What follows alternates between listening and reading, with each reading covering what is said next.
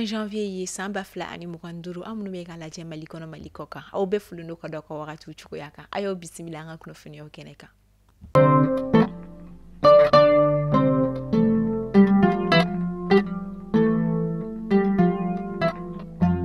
Kunnafoni daminɛ la bi ye 20 janvier ni o ye an ka jamana fintigilakaw tɔgɔ la du don bɛ la ɲɛnamaya san o san kabini an ka jamana ye a ka yɛrɛma hɔrɔnya ta o de okumu kɔnɔna la ka sanga ni an ka jamana ɲɛmaw kɔni hamina ko ni o ye jamana basigili ko o ye o de okumu kɔnɔna la an ka jamana ɲɛma Asimi Goita a kɔni station radio ni o ye radio so dɔ dayɛlɛ an ka jamana fintigilakaw olu yɛrɛ kɔni tɔgɔ la radio so min dayɛlɛli kun tɛ dɔwɛrɛ walasa basigi bɛ se ka na an ka jamana kɔnɔna la radio so min bɛna kɛ sababu ye an ka jamana fintigilakaw ani population u bɛna se ka gɛrɛ ɲɔgɔn na cogoya min na ka se k'u hakilinaw dɔn wa o kɔfɛ ka se ka kunnafoniya jɔnjɔnw fana di an ka population fɛnɛ ma fintigilakaw u ka baara kɛlen olu la.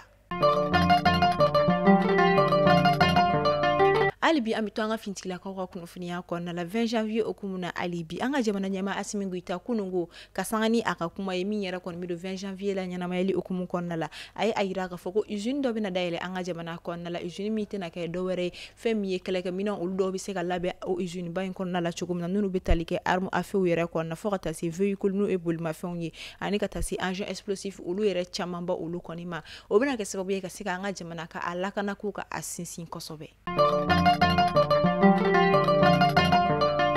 Tombouctou marabolo kɔnɔna la fɛn min Azawa de kɛlɛkɛcɛ mɔgɔ 5 olu kɔni nana u yɛrɛ di an ka jamana lakana tigilamaw kɔni ma min na u ye a yira k'a fɔ k'olu sen kɔni tɛna ye Azawa di kɛlɛ olu kɔni na min bɛ tali kɛ an ka jamana kɔni basigibaliya o la wa k'u bɛ segin kɔ walasa ka se ka fara an ka jamana fintigilakaw kan ka basigi ka na Mali kɔnɔna la. Ka sanga ni an ka jamana ɲɛmaw ka wuli ka jɔ walasa ka se ka jamana ɲɛma sigi kalafili baaraw ka olu labɛn ni o ye élection présidentielle o ye o de okumu kɔnɔna la u kɔni ye fɛn min ye carte d'électeur olu kɔni retireli date olu prolonger min n'a yirala k'a fɔ fo ka taa bila février kalo tile 28 na ko malien bɛɛ ka wuli ka jɔ kɛ walasa ka se ka tigɛ carte d'électeur ka o sɔrɔ.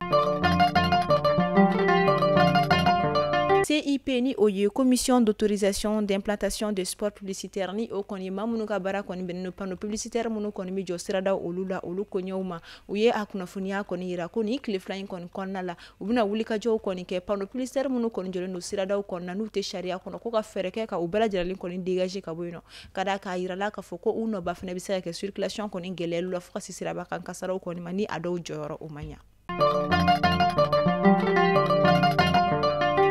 An bɛ taa kɔkan kibaru la an bɛ taa Faransi jamana o kɔnɔna la saheliya minnu sigiyɔrɔ bɛnnen don Faransi ma ni o ye Mali Burkina Faso Niger jamanaden minnu sigilen don Faransi jamana kɔnɔna la ka sanga ni janvier kalo tile 18 ye olu kɔni bɔra ka u ka dɛmɛ kɔni yira ka taa AES jamanaw kɔni yɔrɔ ka sanga ni u ka bɔli ye CEDEAO o kɔnɔna la ka da ka o Faransi kelen kɔnɔna la yira k'a fɔ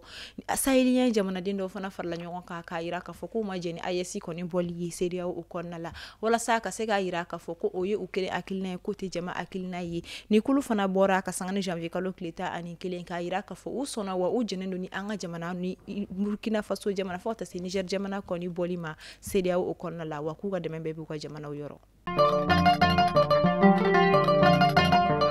An bɛ to AES kunnafoniyaw kɔnɔna la an bɛ taa Burkina Faso kaw fɛ yen nɔ Burkina Faso jamana ɲɛmaa capitaine Ibrahim Traoré ka sanga ni a ka laseliw ye a ye a yira k'a fɔ Burkina Faso jamana kɔnɔna la fɛn min raffinerie dɔ kɔni bɛna labɛn yen nɔ min bɛna kɛ Burkina Faso jamana kɔni ka sanu bɔ usine fɔlɔfɔlɔ o ye. AES kunnafoniyaw kɔnɔna la alibi janvier kalo tile 17 tɛmɛnen na Burkina Faso jamana minisiri ɲɛmaa ni o ye Rimtamba Jean Emmanuel ye ale kɔni ye Arabi Saoudite jamana ka lasigiden min bɛ Burkina Faso jamana kɔnɔ a ye o bisimila u ka sigi kun tɛ dɔwɛrɛ ye walasa ka se ka kuma u ka bolodi ɲɔgɔnma an'u ka baara ɲɔgɔnyaw ka se ka o tɔ sinsin min bɛ u ni ɲɔgɔn cɛ kabini san 1995 wagatiw la.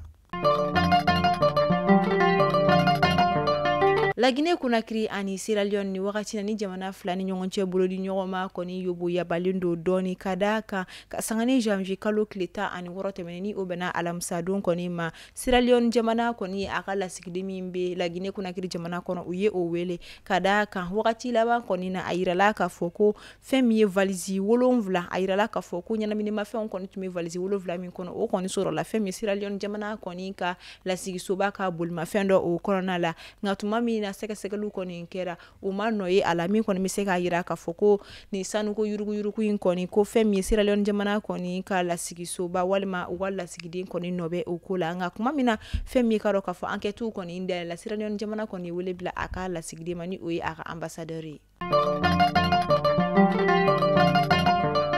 An bɛ taa États-Unis jamana kɔnɔna la États-Unis jamana ɲɛmaaw kɔni ye a kunnafoniya di ko ka sanga ni sini tarata janvier kalo tile 21 ye k'u ka lakana tigilamaaw n'u ka finitigilakaw bɛna wulikajɔ kɔni kɛ tungaranke fɛn fɛn kɔni bɛ États-Unis jamana kɔnɔna la k'a sɔrɔ u ka sɛbɛnw kɔni dafalen tɛ k'u bɛna fɛɛrɛ kɛ ka tɛgɛ kɛ u bɛɛ lajɛlen de kɔnɔna.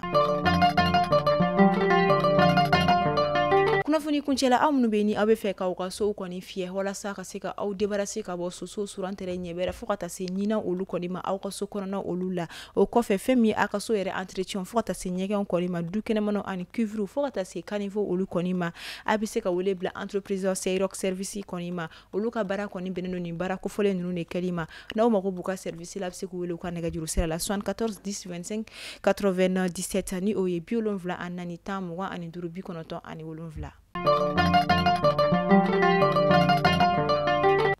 Mali kunnafoni bolo sala jabagaw bi ye janvier kalo tile 20 janvier an b'a fɔ an ka jamana fintigilakaw ye ala ka san caman yira ani u la ala ka u jɔlen to an ka jamana tɔgɔ la ala ka an ka jamana basigi u kelen-kelenna bɛɛ lajɛlen ye u bonne fête ala ka san caman yira an na ala ka 20 janvier caman yira an na an ka jamana basigili an ka jamana nisɔndiyalen ni ne bɛ dansigi kɛ bi kunnafoniyaw la aw k'an bɛ sini tarata.